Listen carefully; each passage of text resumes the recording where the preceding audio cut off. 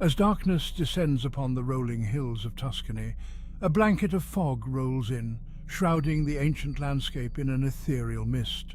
Whispers of long-forgotten tragedies seem to dance upon the wind, carrying with them the chilling tales of Italy's haunted past. In the heart of this ancient land, where history and legend intertwine, we embark on a journey into the shadows, seeking out the restless spirits that are said to roam these very streets. From the winding canals of Venice, the cobblestone alleys of Florence, the stories we're about to uncover are not for the faint of heart. These are the tales whispered from generation to generation, passed down through centuries of Italian history.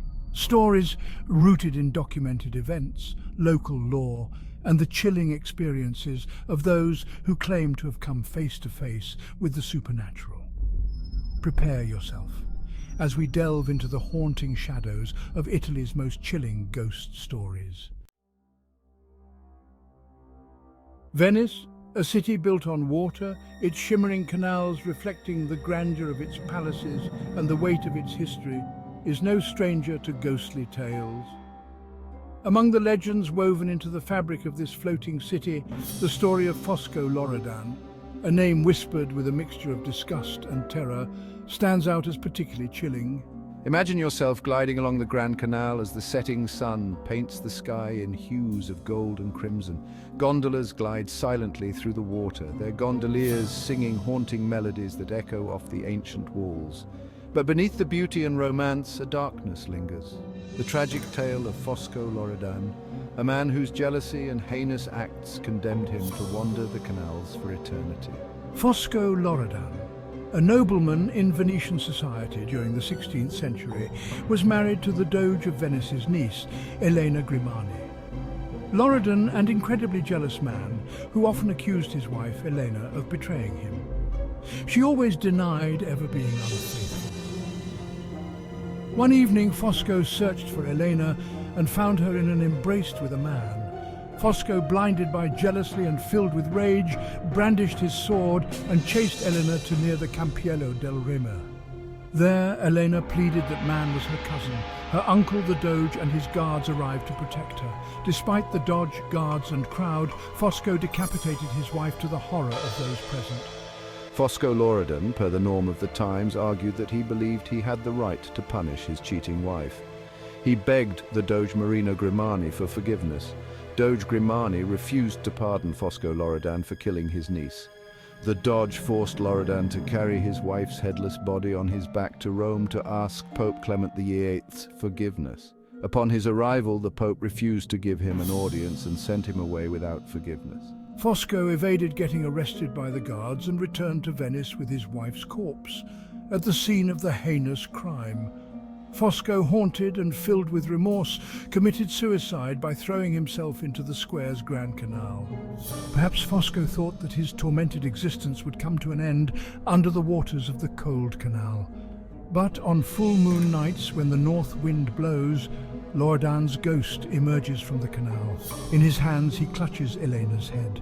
Now it is said that Fosco Loredan's ghost is still not at rest, and he roams the canals of Venice.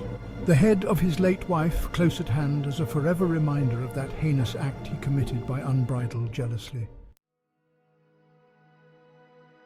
Nestled amidst the rolling hills of Vicenza, seemingly frozen in time, stands Villa Valmarana ai Nani, a grand estate with a tragic past. Its elegant facade, adorned with vibrant frescoes, hides a darkness within, a story whispered in hushed tones and shrouded in local legend. The tale of the princess and the dwarves of Villa Valmarana. Picture this. The sun casts long shadows across the villa's manicured gardens. A noble family lives in opulent splendor, their days filled with lavish parties and extravagant balls. But within the villa's walls, hidden from the prying eyes of society, a different story unfolds. A story of isolation, despair that would echo through generations. Legend has it that the villa's owner's daughter, Princess Leana, was born with dwarfism, in an order for their daughter not to feel self-conscious about her dwarfism. Her parents kept their daughter, Princess Leana, along with a small court of individuals with dwarfism who were employed as servants and custodians, hidden in the beautiful, sprawling villa. Isolated from the outside world and surrounded by dwarves, Princess Leanna was shielded about her condition.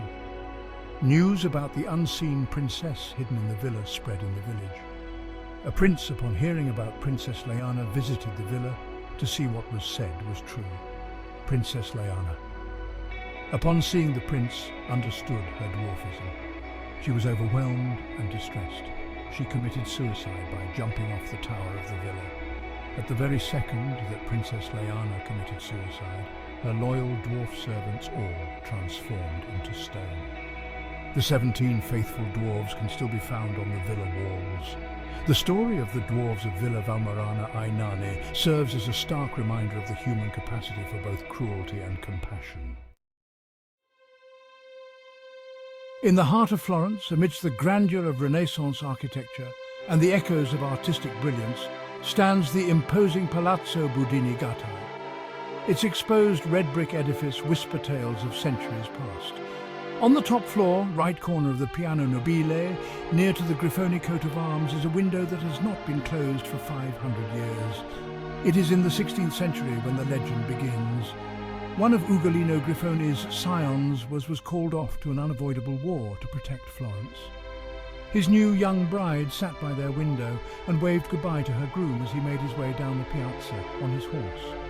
From the day of his departure, his young bride sat at that window every day, awaiting his return from the war.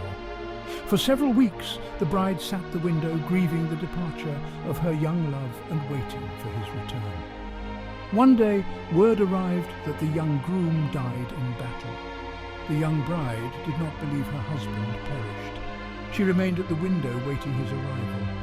As time sailed, sitting at the open window, the bride read, sewed, drew, and looked longingly at the piazza, where she last saw her groom and hoped to see him again. Time did not serve as a good counsel as years passed, and she grew older, but she was still seen at the open window, waiting for her love to return. The woman died in the 17th century. The Grifoni staff put her books, belongs away, and organised the room. A family member walked to the open window where the bride spent her life at waiting for her groom.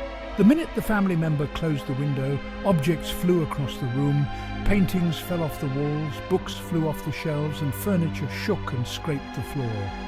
A relative ran to the window, and as soon as the relative opened the window, the bizarre whirlwind stopped. It is said that the ghost bride still sits at the perpetual open window waiting for her groom to return. In the heart of Rome, nestled amongst ancient ruins and bustling with the energy of a modern metropolis, lies a relic of the past. The Bocca della Verità, the mouth of truth. This ancient marble mask, its weathered features frozen in a perpetual grimace, has captivated imaginations for centuries. But it's the chilling legend attached to it, a tale of divine judgment and the consequences of dishonesty, that draws the crowds. Legend has it that if you place your hand inside the mouth and swear an oath, the ancient deity will determine the truth. Speak the truth, and your hand will emerge unscathed. But utter a lie, and the mouth will snap shut, severing your hand in a display of divine retribution. Whether you believe in its powers or simply appreciate a good tale, the mouth of truth holds a special place in our imagination. These stories offer a glimpse into the darker side of Italy's rich history and folklore. These tales passed down through generations are more than just spooky stories. They're a reflection of the hopes, fears and beliefs that have shaped Italian culture for centuries. As we've journeyed through these chilling accounts, we've encountered themes of love, betrayal, justice, and the enduring power of the human spirit, both in life and in death. Each story has left an indelible mark on the locations where they unfolded, transforming these places into eerie reminders of the past. Are these spirits still wandering Italy's streets, their presence felt in the shadows and whispers of the wind? The answer, perhaps, lies in the heart of every visitor who dares to listen to these chilling tales and to feel the echoes of the past in the present moment. If you enjoyed this journey through Italy's ghostly legends, please like, subscribe and comment. Thank you very much.